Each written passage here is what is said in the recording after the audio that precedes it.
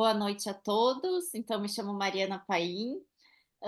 Então, vou inicialmente apresentar a Júlia Dantas, né, que é escritora gaúcha, que então está no seu terceiro livro. Então, tem Ruína e Leveza. Ela se chama Rodolfo. E esse seu terceiro livro, A Mulher de Dois Esqueletos. Ela também ministra oficinas de escrita, né? E então vai ser um bate-papo assim bem informal para a gente poder conversar com a autora e também poder prestigiar, né, uma autora gaúcha, ainda mais, né? Então, uma autora gaúcha e mulher, né? Após essa situação que teve aqui no Rio Grande do Sul, né, das enchentes. Também apresentar a doutora Sheila, que é coordenadora do Núcleo de Saúde Mental da Mulher da Associação de Psiquiatria aqui do Rio Grande do Sul. Então, vamos iniciar com a Júlia Dan. Oi, boa noite, Mariana, boa noite, Sheila, e todo mundo que está aqui. Esse formato é diferente para mim, esse formato seminário no Zoom, que a gente não enxerga, né, as outras pessoas, então eu não sei bem com quem a gente está conversando, eu só vi que alguém deu boa noite aqui, Gibson deu boa noite, Leia, boa noite. Se vocês estiverem por aí, quiserem dar uma boa noite no chat, eu agradeço, que eu me localizo um pouco mais, assim, né, em termos de quem está aqui, para não ficar muito fantasmagórico. Então, primeiro, eu agradeço o convite, né? Quem me chamou foi a Andrea, que deve estar por aqui, e que foi minha aluna num curso de formação de escritores, então é, né, uma das atividades que eu faço com escrita. E fico muito feliz com o convite, enfim, de estar com vocês e de poder contar com esse momento de troca, né, das leituras. Por isso que eu estava dizendo antes, né, assim, que quem quiser enfim, fazer perguntas ou intervenções ao longo da minha fala, que fiquem super à vontade, né? Eu costumo trabalhar, a Andrea sabe bem que foi minha aluna, eu costumo trabalhar de um jeito bem informal, e espero que vocês também vão guiando essa conversa, né? Porque a gente escreve um livro, coloca ele no mundo e não sabe como ele chega nos outros, né? Assim, para nós é sempre um mistério. É bastante frequente é, gente publica um livro, uma pessoa lê e depois vem dizer: eu achei muito interessante essa metáfora que tu construiu disso e daquilo. E aí a gente fica, mas eu fiz isso? Onde está? Me mostra isso, né?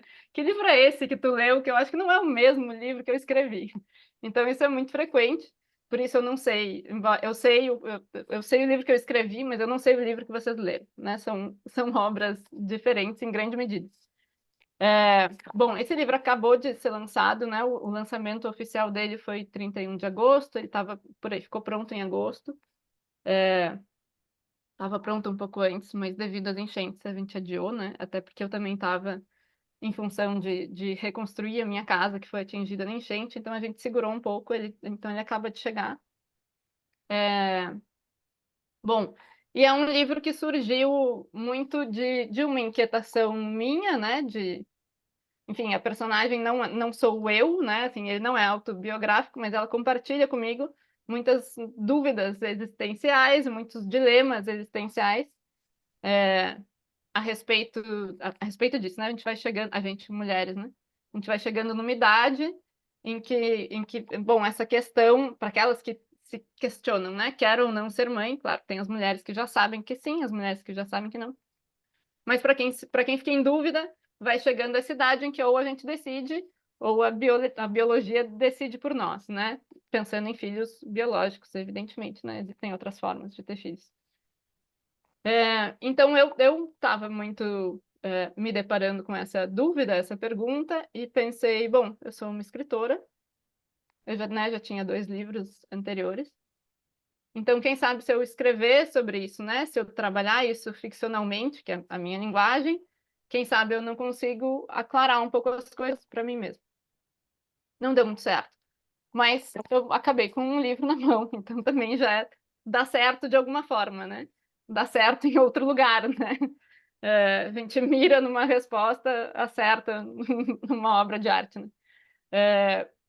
Mas então ele surge muito dessa inquietação, e aí, claro, né, assim, no processo de escrita de um romance também a gente vai muito roubando da experiência dos outros, né? Então ela tem muito de dúvidas que são minhas, tem um tanto aí de coisas que sim, coincidem com a minha vida, sobretudo no meio ali, né? O começo não, o final também não, mas o miolo tem bastante coisas que coincidem comigo, ou mesmo com a minha família, né? Quando fala lá dos meus pais, dos meus irmãos, enfim. Ali é onde tem alguma coisa um pouco mais ligada à minha vida. E, obviamente, o fato de que ela é uma escritora à beira dos 40 anos, igual a mim, né?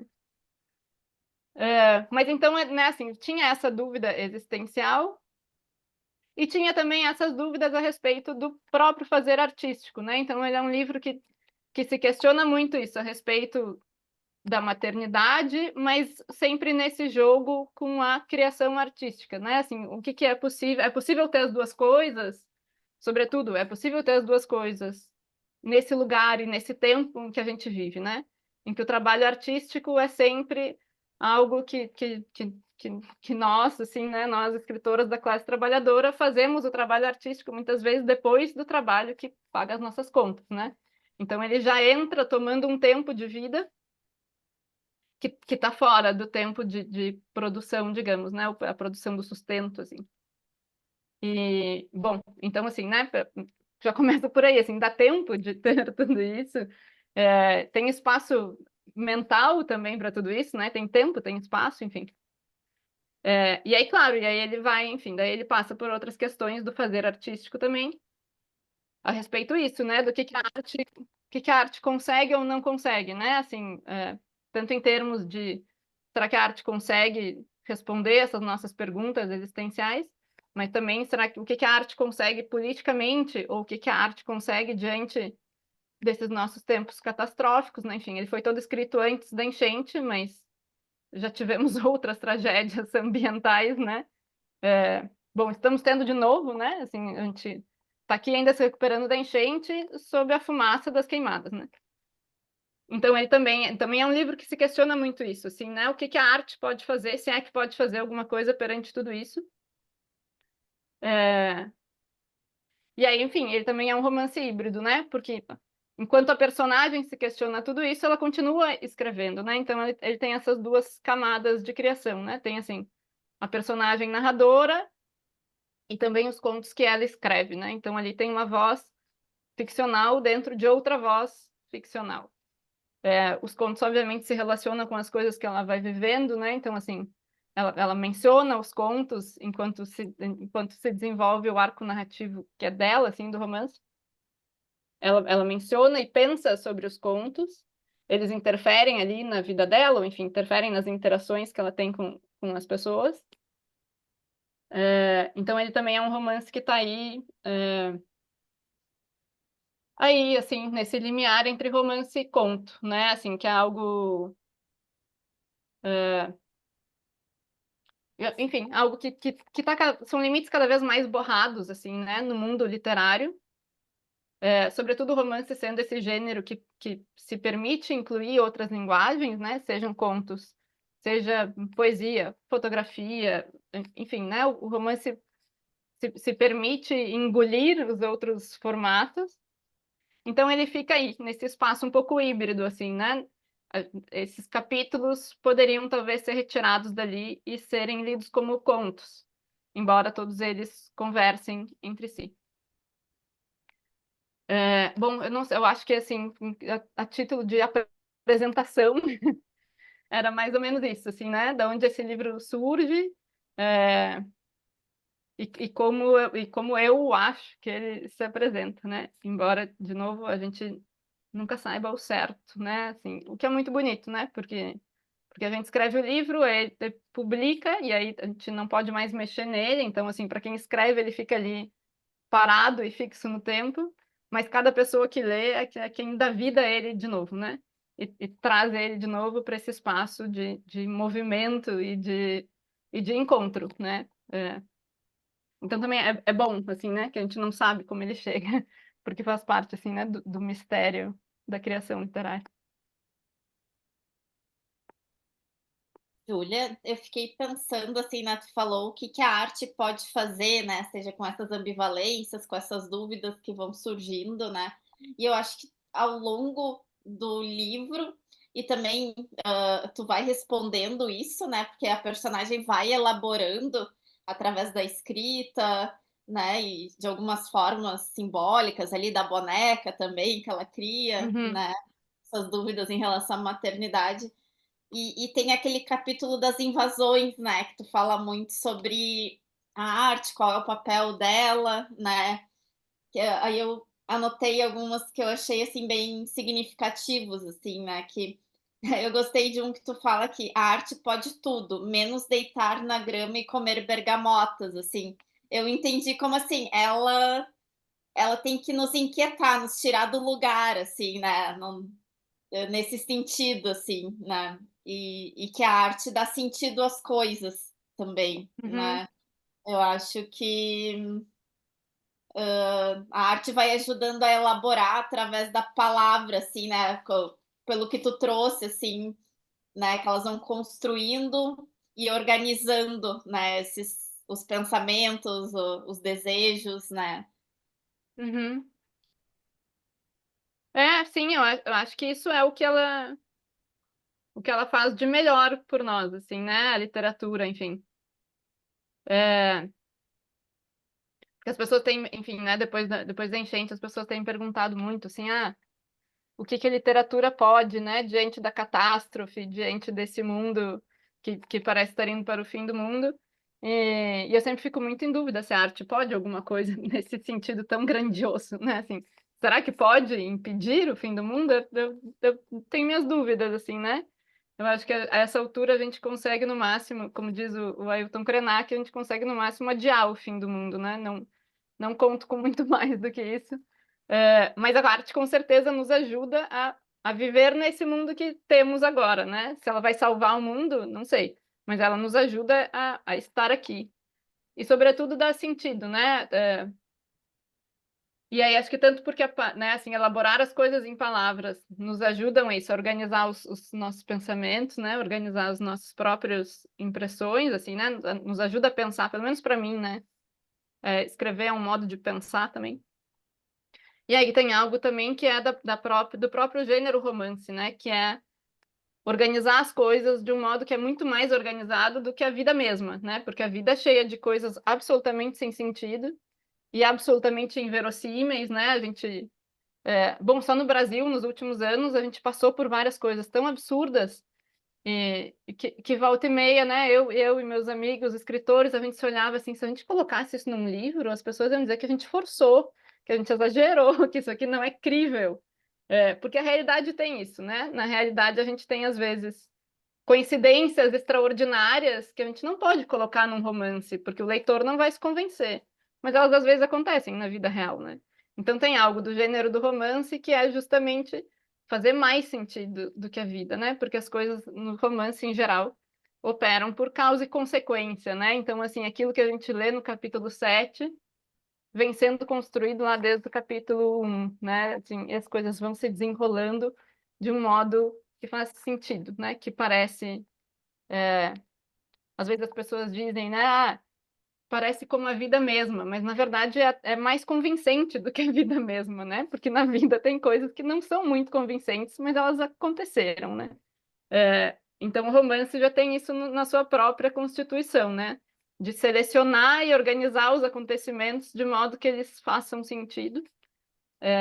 Eu acho que isso acaba, de alguma forma, sim, assim, né? Contaminando as nossas impressões da nossa própria experiência, né? Assim, quando a gente tem que bom, eu preciso colocar isso em palavras, e eu preciso colocar isso numa narrativa, e eu preciso que as outras pessoas leiam e entendam, a gente se obriga a organizar esses sentidos que podem estar na vida, né? Desde que a gente faça o trabalho de colocar ele ali, né? Desde que a gente faça o trabalho de organizar todas essas coisas que são soltas na vida e a gente organiza elas portanto, surge um sentido que a gente está criando, né?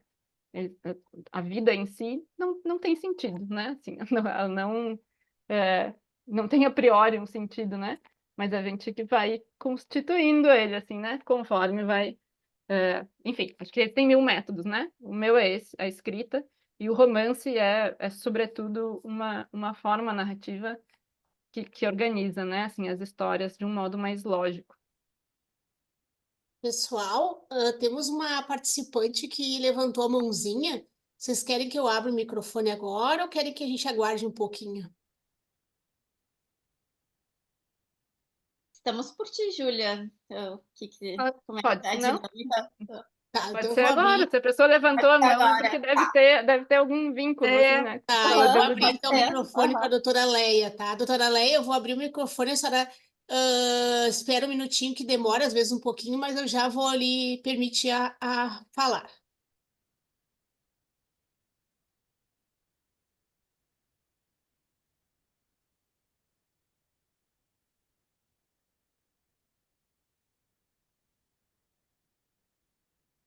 Pode falar, doutora. Bem, boa noite, estão me ouvindo?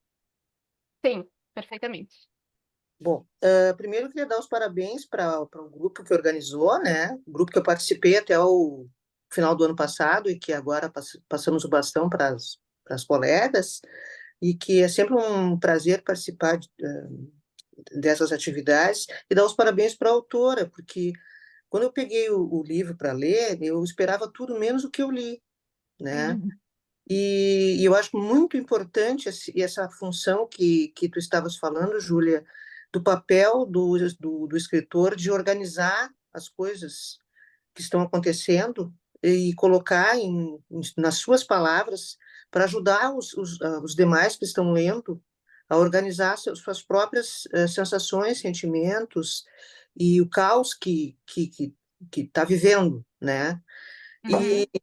E também eu não esperava encontrar tanta reflexão no livro sobre o papel da arte, que foi uma coisa que sempre me chamou muita atenção desde que eu era adolescente, sobre o papel da arte. E aí eu queria destacar o que está na página 33, quem estiver com o livro, né, que fala sobre a arte ser uma expressão da sociedade e no sentido de dar cara a tapa mesmo, porque diz a arte quebra vidraças de banco, queima ônibus, apoiando a polícia, né? Então a arte não é uma coisa que fica numa nuvem assim intocável, acima de tudo, ela tá realmente dentro da vida, vivendo a vida e ajudando os demais a viver o que há para viver, né? Uhum. E mais adiante, na página 40, também me chamou a atenção sobre o valor da arte, da ambiguidade, e a criatividade assim do texto sobre o papel da arte, que é uma coisa que eu já li bastante, né, sobre o papel da arte. E assim, achei muito criativo, gracioso, verdadeiro, né? A arte talvez precise de remédio para dormir, né? A arte é o grito da alma, a arte não tem se sentido muito bem, não sabe se vai conseguir, a arte nos faz ver, a arte está cansada, a arte liberta, a arte tem se cansado com muita facilidade ultimamente, a arte dá sentido às coisas, a arte imita a vida, mas apenas onde há vida. E eu acho que esse ponto assim achei muito interessante, porque até pelo contexto do romance, né, e da pandemia e da obsessão da personagem por contabilizar o número de mortos, contrariando o namorado que não quer saber, que quer só ficar na mesa lá, no conforto, na zona de conforto, né? Uhum. Porque, digamos assim, a arte está preocupada em, de alguma maneira, eludir a morte, mesmo que não possa impedir o fim do mundo, né? E que esse é um papel que me parece muito importante no teu trabalho aqui. Uhum. E também eu gostaria de te ouvir um pouquinho sobre o que tem um pouquinho mais abaixo, que é a crítica do namorado que dizia que achava um absurdo o intento de submeter a arte à lógica do Fordismo, né? Então, gostaria de te ouvir um pouco sobre essa parte Uhum. que é um pouco ambígua para mim. Uhum. Bom, obrigada, Léa, pela leitura, pelos comentários. Fiquei feliz que tu te surpreendeu, assim, né? Que não era o que tu Sim, esperava. Esses dias teve um amigo também que leu e aí ele veio me dizer nossa, tipo, eu tinha lido, né, assim, a sinopse do livro, a coisa da maternidade, da escrita, eu abri, de repente eu estava no Panamá e eu fiquei assim, eu acho que eu estou com o livro errado. Então, acho interessante também esses enganos, que também é algo que a arte nos proporciona, assim, né? A gente Sem acha dúvida. que sabe alguma coisa e aí, de repente, ah, não, mas não era bem isso. Bom, e aí, que coincidência que tu pegou esse trecho das vidraças e do coquetel Molotov, porque eu estava ontem num evento da escrita criativa lá na PUC, que é onde eu fiz mestrado e doutorado, e aí me pediram para ler um trecho e eu li justamente esse trecho das vitrines e Ah, dos Molotovs. Aham, que coincidência, né? sim.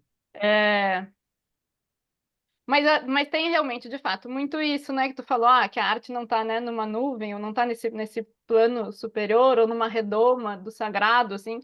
Isso é algo que enfim, que eu tenho muito presente no meu trabalho mesmo, assim, né? De professora de escrita criativa, em oficinas, enfim, cursos livres, em pós-graduação, né? Eu venho desse mundo que tem a escrita criativa como algo de estudo, né? E de desenvolvimento de ferramentas e de recursos e de debate.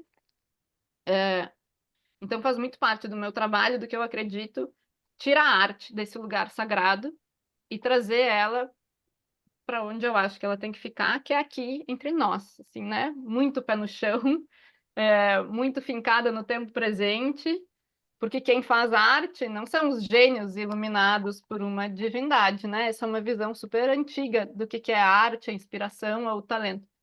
Quem faz arte somos nós, né? Assim, sobretudo no Brasil, quem faz arte é isso, é a pessoa que trabalha 40 horas por semana e que dedica o seu final de semana a criar algo no qual ela acredita com muito afinco e ao qual ela dedica o seu trabalho e o seu melhor. E é isso, assim, né? Com muito trabalho e esforço e vida real, pé no chão, né? Então, isso é algo que eu acredito muito que a gente precisa desmanchar, né? Essa ideia do escritor como um ser que não sei, né? Que magicamente nasceu assim. Até porque isso leva a um certo elitismo, que é o que depois vai impedir o acesso de outros grupos à produção artística, né? Felizmente isso vem mudando bastante. Mas durante muito tempo, né? Assim, quantas pessoas de periferia, ou as pessoas negras, as pessoas indígenas, sentiam que a literatura não era um lugar para elas. Então, eu acho que quanto mais a gente desmistificar, e quanto mais a gente acabar com essa ideia do sagrado da arte, é melhor para todo mundo, né? E dizer, olha, isso aqui é um território no qual todo mundo pode caminhar, né? Basta chegar e fazer o esforço, fazer o trabalho. E bom, sobre eludir a morte, né? Eu acho que a arte sempre tem um pouco disso, assim, né? Porque ela tem essa pretensão de durar, né? E de durar mais do que nós, né? Assim, a gente morre e a arte fica. E também acho que no sentido, né? Esse evento que eu estava ontem foi com a escritora Luciane Aparecida, que é uma escritora brilhante agora não lembro se é de Pernambuco ou de onde ela é, mas enfim, uma excelente escritora. E ela estava falando ontem sobre como a arte é sempre um sim à vida, mesmo quando ela pode ser deprimente, ou ela pode tratar de temas duros, ou ela pode tratar do fim do mundo, mas ela continua sempre sendo um sim à vida, um sim a estar aqui e a se abrir para essas possibilidades de encontro que a arte nos possibilita. Então, eu acho que, sobretudo, é isso, assim, né? Eludir a morte e de alguma forma, talvez aceitar que, bom, se o que nos cabe viver, se, né, caso venha a ser o fim do mundo, mas então a gente vai viver o fim do mundo, né? A gente vai estar presente, a gente vai experimentar esse colapso que nós estamos gerando, mas a gente não vai fugir dele, né? A gente vai estar aqui, porque acho que também é o modo mais acho que é o modo mais vivo de estar aqui, né? Mesmo que a gente não consiga impedir as coisas, mas estar uns com os outros e estar presente para o que vier. E aí a coisa do Fordismo é quando ele tá, né? Quando esse namorado está criticando as pretensões dela, né? Ela tinha imaginado se colocar umas metas de escrita, né? Que é algo que muitos artistas fazem. enfim, eu não sei, né, não sei se aqui no nosso público tem mais pessoas que escrevem, vão reconhecer, assim, de muitas vezes, sobretudo se a pessoa está enfrentando algum tipo de bloqueio criativo, surgem essas ideias de, vou me colocar metas, né? Vou escrever um conto por semana, ou, vou escrever 3 páginas por dia, ou vou escrever, enfim, né? Assim, as coisas mais variadas a gente vê. Até nos livros sobre criatividade, às vezes tem, né? Assim, a Julia Cameron tem uma espécie de programa, assim, de proposta que é todos os dias escrever as páginas matinais. Agora não me lembro se ela calcula por página ou por tempo, né? Mas é algo assim, acorda e escreve durante 10 minutos, eu acho, meia hora, não me lembro. Mas enfim, volta e meia surgem essas ideias, assim, né? De como criar, assim, né? Como se forçar a criar e tal. E bom, e aí, enfim, né? Assim, eu não tenho uma opinião muito formada sobre isso. Eu só posso dizer que para mim não funciona, mas eu conheço muitas pessoas para quem funciona, né? Então, assim, nem critico, nem elogio, e quando ministro as oficinas sempre digo, acho que é algo que vale ser tentado, né? Porque tem pessoas que, de fato, funcionam bem com isso, assim, né? Eu acordo no horário tal, e aí, né, eu me desconecto do celular e de tudo, eu escrevo por 20 minutos sem parar, isso funciona para a pessoa, que bom, ótimo, né? Não vai funcionar para todo mundo. Mas aí lembro que nessa cena específica o namorado enfim, criticando isso, assim, né? Essa tentativa dela de organizar a vida para reservar um tempo de escrita ali, assim, né? Acho que eu respondi tudo. Sim, sim, obrigada. Obrigada, Léa. Temos Obrigada mais eu. uma. Opa, tem outra? Opa, temos mais uma, isso. Ah, Maria Angélica. Eu vou abrir o microfone da doutora Maria Angélica, tá?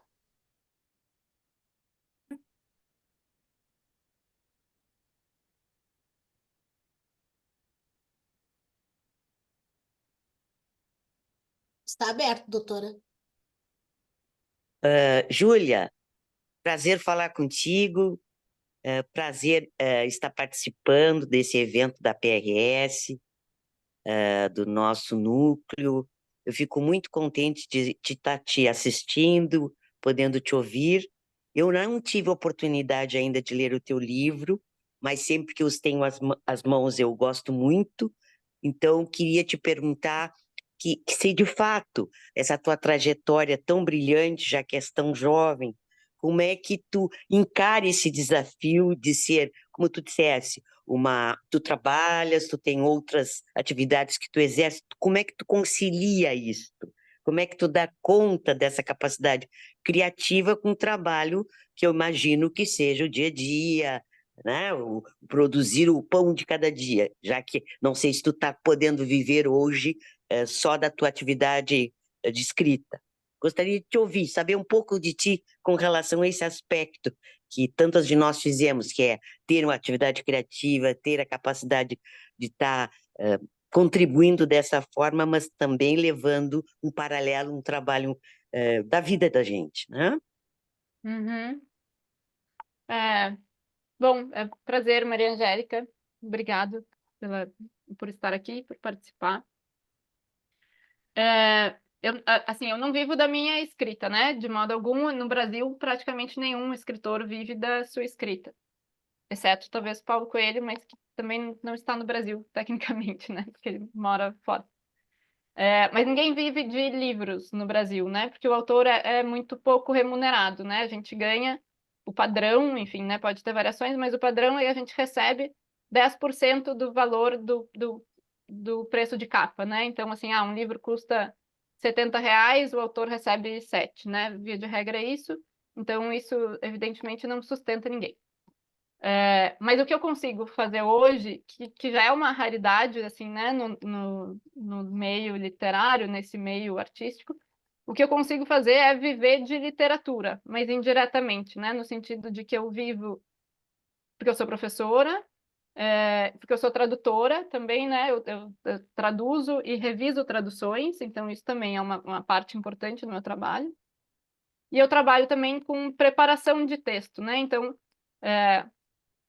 eu com frequência sou a pessoa que pega o livro antes da publicação e ajuda o autor a trabalhar esse texto antes de que ele de fato seja publicado.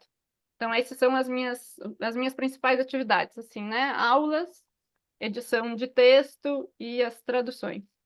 E aí, com isso, sim, né? Esses são esse é o meu trabalho e eu consigo viver disso, né? E, claro, eventualmente também acontece, né, de escritores serem chamados para participa de uma feira do livro e aí tu recebe um cachê, ou vem dar uma palestra, tu recebe um cachê. Tudo isso também entra nessa conta de viver de literatura, né? Mas viver de escrita, viver de livros, isso assim, isso no Brasil essencialmente não existe, né? Mas a gente consegue, às vezes, isso, viver nesse meio a partir de outras coisas. E aí a produção artística, de fato, tem que entrar nessas brechas, né? Assim, né? Quem tem um trabalho mais normal, digamos, porque eu sou autônoma, né? Mas quem tem um trabalho mais normal vai escrever de noite, vai escrever no final de semana. Eu consigo jogar um pouco com as coisas, porque sou só eu. Então eu posso, se eu quiser escrever de manhã e traduzir de noite, bom, aí eu me organizo como eu quiser, né? Mas é isso, a escrita tem que entrar sempre nessas brechas e nesse tempo que tem que ser cavocado na rotina, assim, né? Assim, é sempre tá, preciso abrir espaço para isso, preciso encontrar, fabricar esse tempo para fazer esse trabalho, enfim, que é obviamente muito mais um trabalho no qual que a gente faz por convicção do que por dinheiro, né? Assim, evidentemente. Mas é isso, assim, enfim, um exercício constante de equilíbrio e de achar as brechas. Então, parabéns pela tua coragem de fazer Obrigada. isso. Eu sou mãe do Obrigada. Caetano. Ai, claro! Agora olhando para tua foto, ai, que sim! Que bom te rever. É que eu só vejo tua foto, não te vejo em movimento. Tá bem, minha querida, um beijo grande, parabéns. Beijo para ti também. Júlia, falastes a respeito de poder trazer, de uma ideia de trazer a arte para algo mais comum, mais normal, mais democrático, né? E não nessa ideia de ser uma coisa sacra, né? Será que a gente pode pensar que tem um movimento contrário no livro com relação à maternidade, né? Da gente poder olhar para a maternidade de uma maneira não dentro da ideia de que aliás, me enganei. Na verdade, será que tem uma visão aí que também fala sobre a maternidade como algo muito romântico, né? Muito idealizado, mas que na realidade a gente precisa transformar em algo, a gente precisa enxergar, na verdade, com mais realismo, né? E penso que essas dúvidas todas, todos os medos listados, todas as e se eu não conseguir mais voltar para o meu corpo, e se como uma forma de também poder esperar, tá mais próxima daquilo que realmente pode acontecer depois, né? E que para muitas mulheres acontece, né? Não, acho que sim, né? Assim, enfim, eu não sou mãe, né? Mas eu tenho amigas muito próximas que são mães e pesquisei muito, assim, né? A experiência da maternidade contemporânea e, e também a experiência de mães que entram num conflito muito grande, né? Depois que de fato têm um filho, porque imaginavam outra coisa e de repente não era o que elas imaginavam. Então eu fui atrás, eu li um monte de livros, assim. Eu acho que eu não tenho mais eles para poder mostrar, mas eu tinha um livro que era Mães Arrependidas, aquele outro da Lina Meruane, que é Contra os Filhos. O Filho é da Mãe, que é de uma escritora carioca, Jaqueline, eu esqueci o sobrenome dela. enfim, né, assim, então tem muita pesquisa de estudo mesmo, assim, né, de ir atrás enfim, de livros, artigos e, e material de quem passou pela experiência e produziu sobre ela, né, e muito da experiência que eu vejo isso, né, assim, perto de mim, com amigas, amigos, enfim. E sim, acho que o livro tenta trazer um pouco isso, assim, tanto talvez até numa via dupla, assim, né? De ela cria na cabeça dela também algo super gigantesco, assim, que vai para os dois lados, né? Assim, medos gigantes e também esse conflito com essa romantização gigante, né? Que, enfim, acho que está em decadência, mas ainda vigora em certos meios, né? Então acho que ela cria essas coisas gigantes na cabeça dela. E acho que o livro tenta também chegar nessa posição um pouco mais pé no chão de, bom, não é nem para um lado nem para o outro, assim, né? Não é nenhuma coisa que vai destruir a tua identidade, também não é uma coisa que vai dar o sentido absoluto à tua vida, né? Assim, acho que o livro tenta, não sei, partir dessa coisa fantasiosa, gigante, e chegar em algo que é um pouco mais enfim, um pouco mais banal até, né? De dizer, olha, não é tudo isso, nem para um lado nem para o outro, assim, né? Uhum, sim, nem tão fantástico, mas também nem tão ruim assim, né? Nem Uhum. tão família Ramil e nem tão insignificante. Isso. E, e eu fiquei com a dúvida, a gente começa o livro com aquela história da menina fazendo a travessia absolutamente despreparada, né? Numa Uhum. viagem assim, ãh, fantasiosa, e ela acaba de fato, né? Enlouquecendo no meio do caminho, né? Esse conto né, que tá ali no começo, como é que ele se relaciona com essa mulher escritora que acaba, de fato, maternando, né? Uhum. Tem uma Eu relação para ti? Antes... acho que para mim ali ainda tá numa discussão muito mais da estética do que da maternidade, assim, né? Porque ali entra muito na a questão do enfim, a arte, né? O que a arte pode ou não pode, e também essa questão, essa dúvida ética, assim, né? Do que a arte pode rir ou não pode rir, né? O que a gente se permite no humor ou não se permite, até onde a gente deve ir ou não deve ir. Que, enfim, é uma discussão que ela tem ali abertamente, assim, né? Com o namorado, consigo mesma, sobretudo, né? Mas então ali eu acho que ainda é um momento um pouco prévio, assim, tá, primeiro eu quero entender o que é esse ofício que eu me propus a fazer, esse ofício literário, né? Porque ela ali é uma escritora ainda iniciante, assim, né? Então, de tentar entender, acho que primeiro isso, assim, né? Tá, como é que eu vou constituir essa identidade escritora antes mesmo dela conseguir chegar na pergunta, será que eu quero também ter a identidade de mãe, né? Então, assim, acho que ela primeiro vai construindo essa parte da vida dela, e aquele conto, obviamente daí o terceiro, né? Porque eles são, enfim, se relacionam diretamente, são muito isso, assim, né? Como é que a gente consegue jogar com a arte e o que a gente pode fazer com ela ou não, e muito a questão do senso de humor, que enfim, acho que, né, também se espalha pelo resto do livro, assim, espero, né? Assim, eu espero que o livro tenha momentos engraçados, era parte da intenção.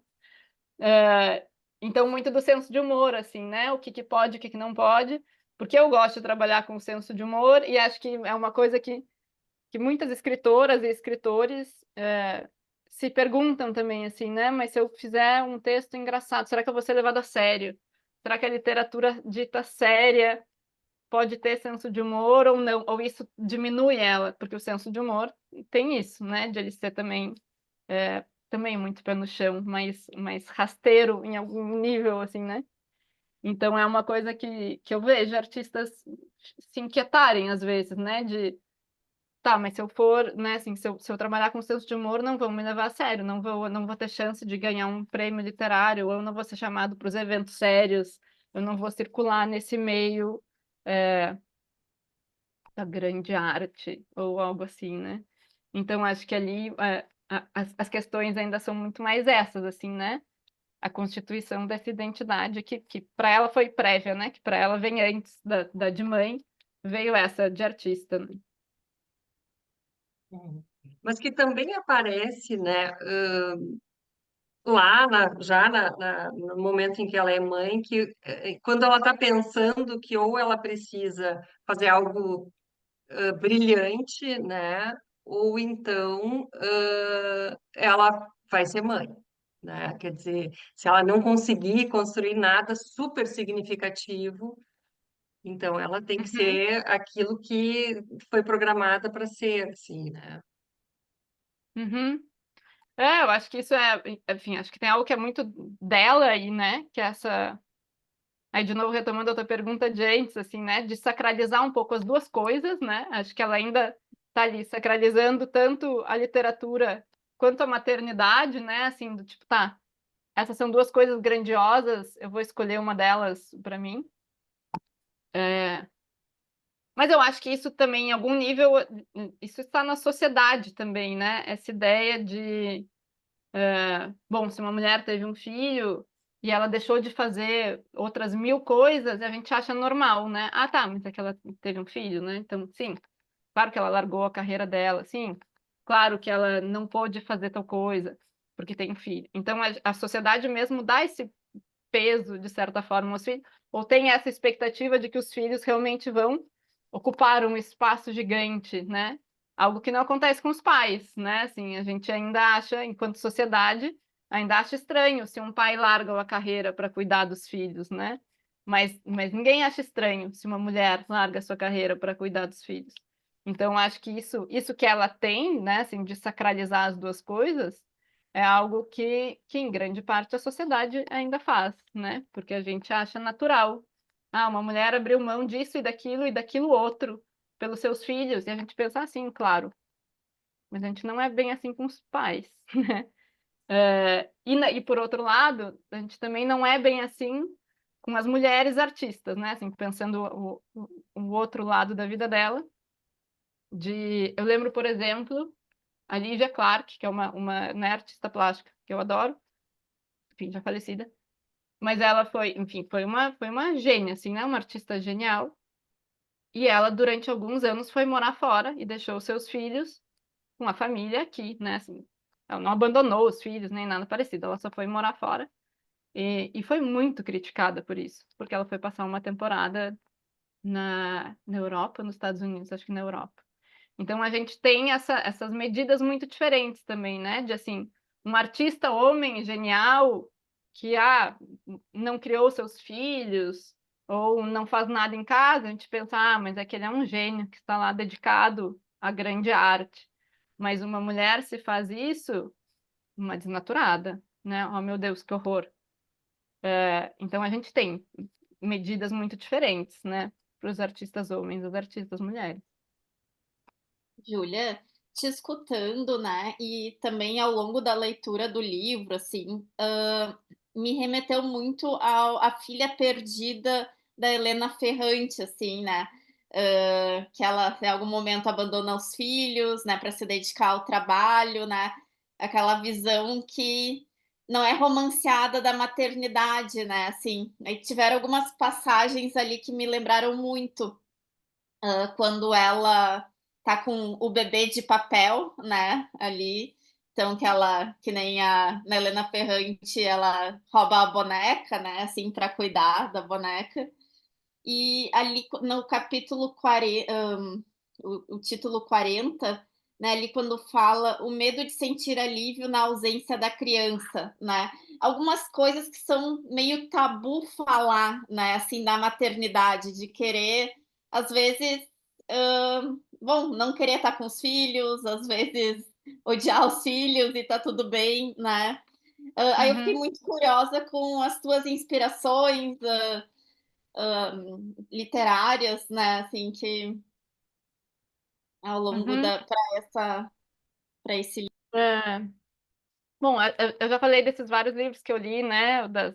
Das Mães Isso, Arrependidas, aham, do isso. Contra os Filhos, tudo isso. Mas isso, tem muito também isso de depoimentos que eu ouço de amigas, assim, né? E elas talvez não diriam em público, mas quando a gente está junto em privado, todas elas dizem: Nossa, eu não aguento mais. Nossa, eu queria muito. Eu fico muito feliz quando ele vai para a creche e aí eu consigo ficar sozinha em casa. Uma amiga estava dizendo: Ai, meu filho agora trocou de horário na escola, ele vai de tarde, é ótimo, porque ele dorme de manhã, eu tenho tempo para mim, aí depois ele sai de tarde, eu tenho mais tempo. Então, assim, todas elas falam, talvez elas não digam em público, porque ainda é tabu, mas eu posso dizer, né? Assim, primeiro, porque eu não sou mãe, segundo, porque eu sou escritora, então eu posso dizer isso, que elas não podem, né? Ai, desculpa, gente, a minha cachorrinha tá latindo porque meu companheiro tá chegando em casa. Então tem muito dessa vida real que eu acompanho ao lado, né? Assim, estou ao lado delas, assim. Mas eu adoro também a Helena Ferrante, acho esse um livro brilhante também, né? Enfim, uma complexidade ali de sentimentos, né? E de ambiguidades que eu acho muito, muito valiosas, né? Então eu adoro ela. A Lígia Fagundes Telles também tem alguns contos em que a maternidade aparece, talvez não tão diretamente. Mas acho que é isso, assim, né? Assim, ver muito a Lúcia Berlim fala muito de maternidade também, é uma maternidade muito, muito conflituosa, assim, porque ela é uma mulher muito, muito atormentada por N coisas. A Lydia Davis também fala disso nos contos dela. Então, acho que tem, assim, já existe uma série de escritoras muito honestas a respeito disso, e existe, enfim, eu vejo pelas pessoas com quem eu convivo, mas eu suponho que haja uma multidão de mulheres que talvez não falem disso publicamente, mas que vivem isso no seu dia a dia. Com licença, a doutora Leia solicitou novamente abrir o microfone. Posso abrir? Tá? Ok, doutora Leia.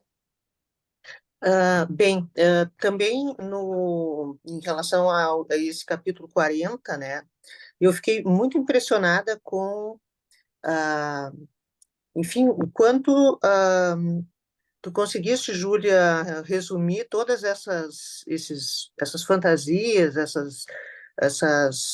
desses devaneios das candidatas à mãe, ou as que estão em dúvida, né? Até porque eu sou psiquiatra, sou psicanalista, e eu ouço isso a vida inteira, né?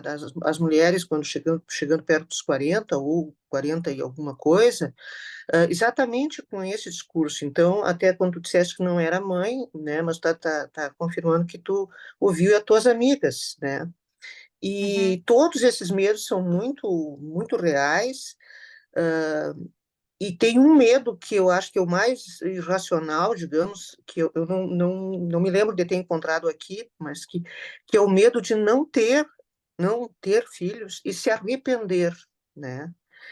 E aí eu sempre trabalho com as minhas pacientes, assim, a gente vai se arrepender de uma coisa que a gente não fez, então a gente não sabe como teria sido, né? Então, é se arrepender de não ter tentado, porque o resultado não uhum, tem que saber. E está muito descrito ali, claramente, no teu texto, de forma muito criativa e divertida, que tu estava dizendo que esperava que fosse engraçado, eu achei muito engraçado, e aliás, acho que o humor é uma coisa muito, acho que enriquece o texto, né? E hoje, em psicanálise, se fala muito do humor em psicanálise, né? É um humor na sessão, porque a ideia da não psicanálise era sabia. aquela coisa de Freud, barbudo, sentado, em silêncio, né? E a psicanálise já evoluiu muito depois de Freud, já se enriqueceu muito, e hoje se fala muito da questão do humor. Eu nunca tive problema com o humor no meu trabalho, né? Eu trabalho de forma assim muito espontânea, né? E acho que a tua escolha pelos verbetes do dicionário, tu também faz, domesticação, Uhum. tem mais um outro, doméstica, né? Eu me lembrei do Milor, né, que era muito debochado, e o dicionário do Caos, aquele dele, que ele vai botando os verbetes, tem um que é cérebro, daí 2 pontos, massa cinzenta, vírgula, produz pensamentos sombrios. E aí eu me lembrei dele porque é muito engraçado e acho que é um recurso que tu está usando aqui para ilustrar, digamos, dessa forma, que torna leve o texto, que dá fluidez para o texto, que a gente vai absorvendo as ideias assim de uma maneira muito confortável, né? Que é colocar esses verbetes, né? Aqui que são muito interessantes assim. E encerrando o medo que aparece na página 89 de ter que aprender a construir uma jangada usando os parcos recursos de uma escritora. A dúvida a respeito de se um lápis serve de boia salva-vidas, né? E encerrando com o medo desejante de correr o risco, né? Achei assim muito um arremate assim e finalizou o capítulo assim muito redondo. Uhum. Muito obrigada. Fico feliz quando as pessoas gostam desse capítulo, porque ele é, em alguma forma, de alguma medida, ele é o mais desestruturado, assim, né? Porque ele não tem a narrativa com começo, meio e fim. Mas ainda assim as pessoas têm se conectado com ele, as mulheres, sobretudo, né? Mas eu acho Mas homens que a também, forma na verdade. Eu acho que não é que não tem a forma, é uma outra forma que eu achei mais relaxante do que começo, meio e fim. Ah, que bom. Parece uma colagem, assim, uma coisa muito bonita. Uhum. Ele foi feito a um modo de uma colagem, porque ele chegou a ter outra ordem, assim. E eu ficava mudando os parágrafos de lugar e pensando, tá, peraí, como é que isso faz mais sentido, né? Esse aqui, e aí depois esse, ou esse, e como é que eu equilibro o que que é engraçado e o que que é mais denso, e aí depois outro engraçado. Então ele foi uma colagem mesmo, foi um quebra-cabeça. É, uma colagem bem sucedida. Obrigada, que bom.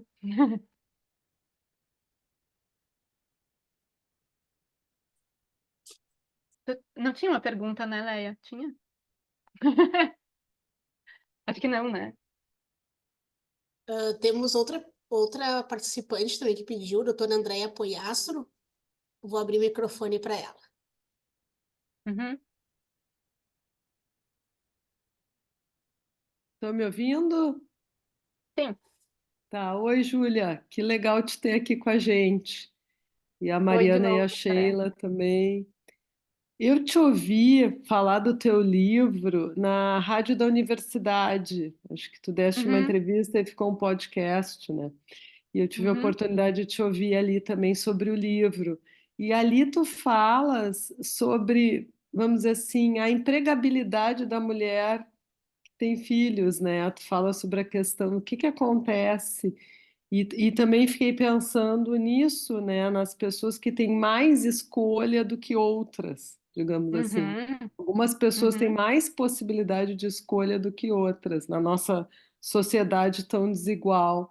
E aí, uhum. queria te ouvir um pouquinho sobre isso, porque eu acho que vale a pena, talvez, tu poder falar para nós o que refletiste sobre isso e que tu falou ali na entrevista, eu acho que eu achei tão legal, assim, que a gente possa te ouvir.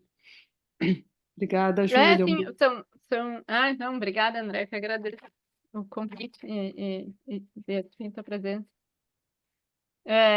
Os números são aterradores, assim, né, as estatísticas brasileiras, porque das mulheres que, enfim, têm um emprego e aí têm filhos, depois de 2 anos de ter filho, metade delas é demitida.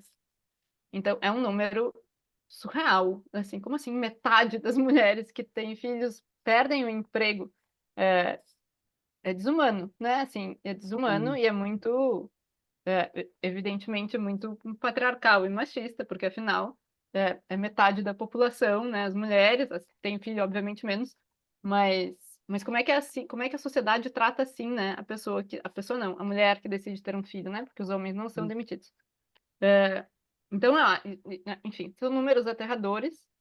e que aí vão refletir nessa desigualdade, né? Bom, tá, então assim, né, as mulheres que porventura sejam, digamos, funcionárias públicas com estabilidade, para elas vai ser mais fácil tomar essa decisão. Mulheres que, bom, não sei, que como eu, né, são autônomas. A gente já não tem emprego mesmo, né? Então a gente toma essa decisão a partir de um outro lugar. Mas, obviamente, esse poder de escolha é sempre muito ligado a essas diferenças econômicas, né? Também, assim, a mulher que tem um companheiro ou não, esse companheiro trabalha ou não, esse companheiro vai segurar as coisas caso ela perca o emprego ou não, enfim. Tudo isso afeta, né, assim, a capacidade de escolha e sem nem falar, enfim, né? A gente está num país no qual muitas mulheres que não querem ter filhos têm filhos porque elas não têm o direito a fazer um aborto, né? Isso acontece. Uhum, A gente não uhum, tem estatísticas disso, mas é evidente que isso acontece muitíssimo, né? Assim, a gente tem muitas mulheres que prefeririam não ter tido os filhos que tiveram, mas elas não têm o direito a essa escolha. E aí, olha o impacto que isso tem na vida delas, né? Não só porque elas tiveram um filho que elas não queriam, elas estão, então, para o resto da vida comprometidas por isso, e ainda elas têm 50% de chance de perderem o emprego dali a 2 anos, né? Então, assim, a gente vive num país de um nível de escolha bem reduzido, na verdade, né? Assim, todo esse uhum. debate que o livro coloca, que eu me coloco, tudo isso já é, assim, um nível de privilégio que não está disponível para a maioria das mulheres brasileiras, né? Enfim, bom, vocês psiquiatras, né, assim, sabem melhor do que eu de como as crises existenciais são um privilégio daqueles que têm tempo para entrar em crise, né? Porque tem gente que não tem nem isso, né? Então a gente está falando já de uma realidade de alguém que pode, primeiro, pensar, segundo, ficar em dúvida e terceiro, escolher, né? E muita gente não tem isso, infelizmente. Então, enfim, acho que, acho que é isso, assim, né? Não, a gente não vive Uhum. num país acolhedor para as mulheres e nem um pouco acolhedor para as mães. Então, enfim, acho que isso também, para quem pode escolher, isso também pesa na escolha, né? Assim, de bom, tem que enfrentar tudo isso junto, né? Não é só uma questão de identidade e de um filho, assim, é tudo que vem por trás disso. Sim, eu achei muito interessante que na entrevista tu falaste, né, como a mulher de repente é pressionada para ter filhos, vai ter, não vai ter, e vamos dizer assim, depois que ela tem, ela, vamos dizer assim, sofre uma espécie de quase punição, né? Porque daí tu perde Uhum, coisas que tu tinha conquistado, tu, tu vai, vamos dizer uhum, assim, cumprir com um papel e tu te dá mal, né? uhum. Então, isso eu achei Sim, muito porque, interessante. né, a regra da sociedade continua sendo a de, é melhor ter filhos, Uhum. mas depois que teve filho, agora é por tua conta, né, assim. E, Isso, bom, isso até na legislação, né, assim, engravidou, é obrigada a ter o filho, mas depois te vira, assim, isso. zero suporte e zero consequência também para o pai que se faz ou não presente, conforme a sua vontade, mas aí depois tu tá por conta própria, né, assim, tem a legislação em cima do corpo da mulher, mas depois que essa criança nasce, o problema é teu, individual. Nunca é tratado como algo coletivo, né? Bom, Porto Alegre, né? A cidade onde eu estou, e acho que a maioria de vocês está, não sei. Porto Alegre tem um déficit de vagas em creche que é absurdo também, né? Agora não vou lembrar os números, mas assim, faltam Uhum. dezenas de milhares de vagas em creche. Então, quantas mulheres talvez quisessem estar fazendo algo diferente da sua vida e elas não podem, porque elas têm que ficar com essas crianças em casa, porque elas estão na fila da creche. Isso é um absurdo, né? Assim, isso é uma falha do Estado Uhum. incompreensível num Estado que diz que dá suporte às mulheres. Não dá, na prática não dá, né? Na prática as pessoas não têm uma creche para botar a sua criança.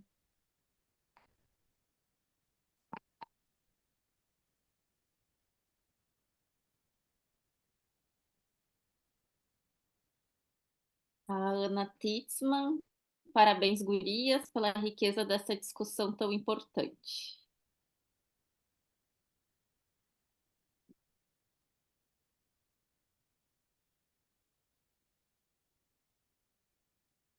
Júlia, tu pode falar um pouquinho sobre as tuas oficinas, o curso, não sei se é um curso de escrita que tu tem, assim, como é que funciona, né, e se ele é Claro. aberto.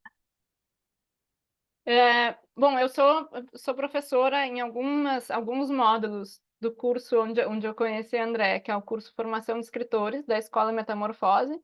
Então, lá eles me chamam para alguns módulos, eu ministro as aulas lá.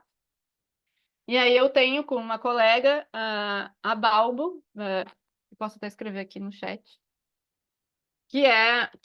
enfim, onde a gente oferece uma oficina permanente de escrita. A gente tem 2 turmas, uma que é segunda de noite, uma que é quinta de manhã. É uma oficina permanente de escrita criativa, onde as pessoas podem entrar e sair a hora que elas quiserem, né? Então, a gente tem alunos que entram, desenvolvem o seu livro, saem, depois voltam para um segundo livro, enfim.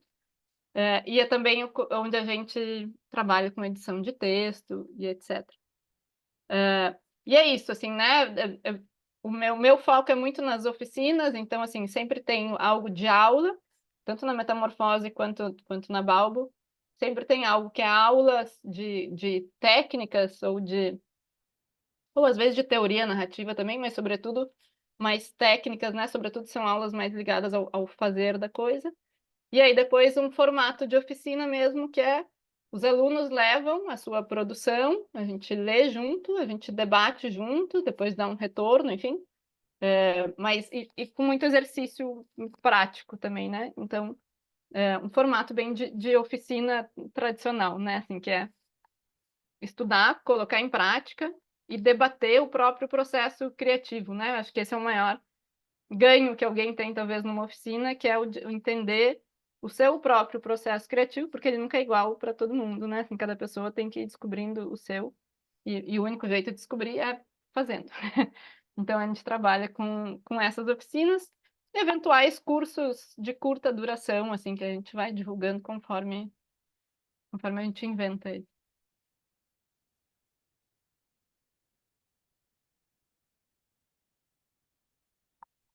Então, para se inscrever é através do site, isso? O Balbo. Isso, sim, sim. Se alguém quiser se inscrever, balbo.com.br. A mensalidade é R$ 330, uma aula por semana, 3 horas a duração da aula.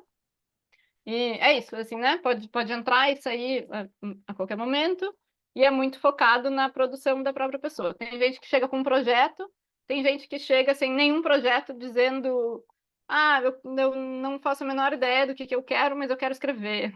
Ou a pessoa chega assim: eu estou na universidade há muitos anos, eu não aguento mais escrever artigo, eu quero escrever uma coisa diferente, que eu não sei o que é, mas a gente vai descobrindo junto.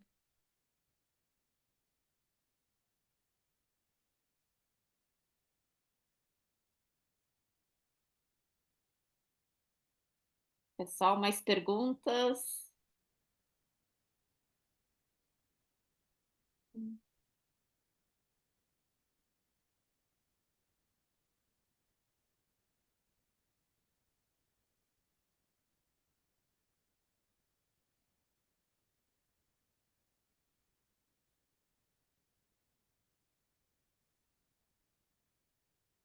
Nos capítulos de contos ali, né, tipo, a selva, ali as invasões, os Ramis, eu fiquei muito com a ideia que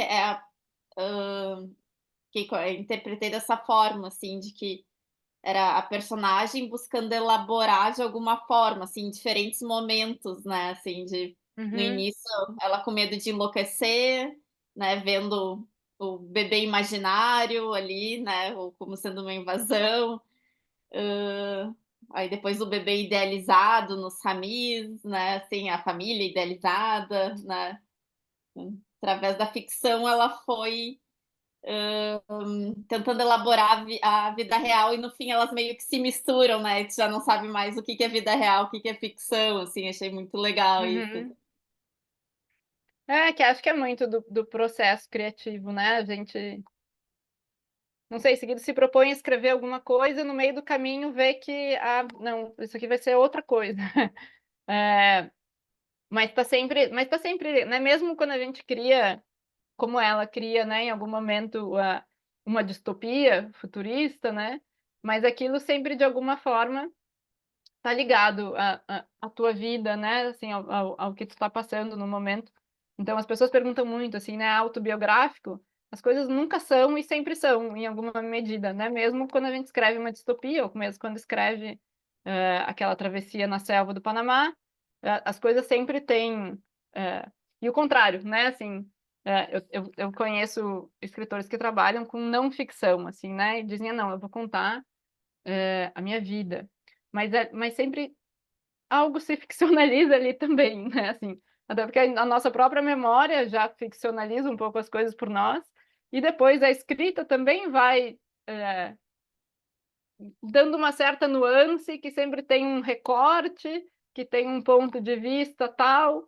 Então, mesmo quem trabalha com não ficção, tem algo que é da ficção, e quem trabalha com a ficção, mesmo que seja um mundo da fantasia, tem algo que é de si, né? Assim, acho que isso nos livros de fantasia mesmo fica muito evidente, né? Assim, não sei, esses livros que às vezes fazem um super sucesso, né? Tipo, sei lá, tipo Duna, tipo Senhor dos Anéis, tipo aquele que virou filme depois, né? Da menina do arco e flecha, agora esqueci o nome.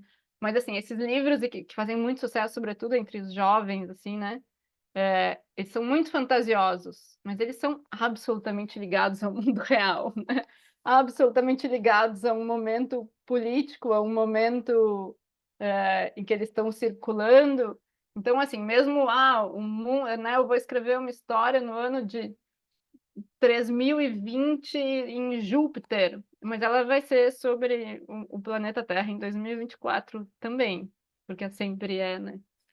Então, isso sempre vaza, né? Então, ali no processo dela também, né? Assim, a loucura, a fantasia, essa fabulação, essa coisa que se mistura, né? Da vida real, da ficção, da fabulação e da vida banal, né? Tudo isso se mistura no que é a vida dela e no que é a produção dela, seja na selva, seja na distopia do futuro, em grande medida porque é inevitável, assim, né? Às vezes a gente lê um livro e pensa, isso aqui só pode ser a vida do autor, e talvez não tenha absolutamente nada a ver com a vida do autor, e é possível que a gente leia um livro de ficção científica, por exemplo, não sei, né, a Úrsula Le Guin, que agora está assim, né, super presente no Brasil, e pode ser que a gente conheça mais dela lendo aquela ficção científica do que lendo o autor que diz publicar algo como autoficção, né? Então, na verdade, a gente nunca sabe, porque a gente está sempre também nesse desconhecido do que é o discurso artístico, né? Que não nos permite acessar as coisas diretamente, né? Não importa qual é o rótulo que está na capa, né? Júlia, e qual foi a repercussão do livro entre as mulheres, assim? Bom, eu estou recebendo, assim, né, retornos de isso das primeiras leitores, né? Porque ele, enfim, claro, ele já estava Sim. circulando ao longo de agosto, mas o lançamento mesmo foi no final, mas embora ele já estivesse disponível antes.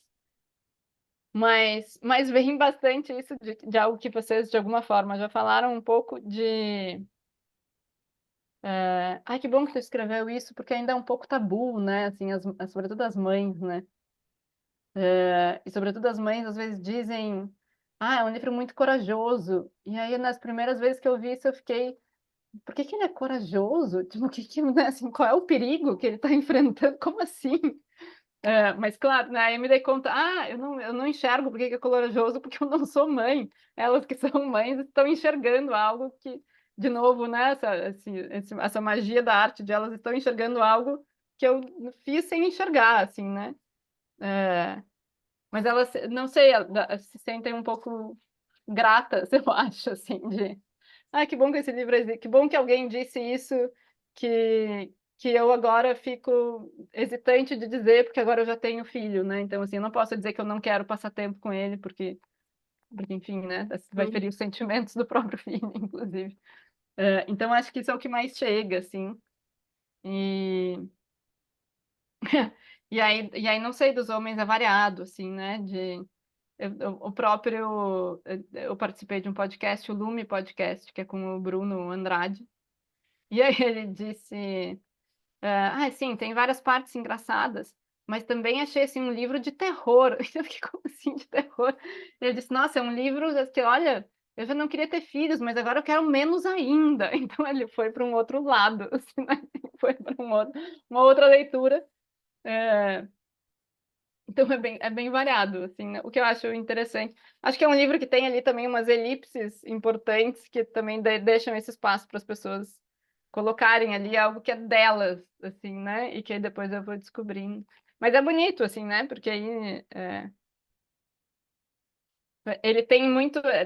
Acho que talvez por ele tratar dessas questões que em alguma medida são tabu, ele tem esse ar de intimidade, assim, né?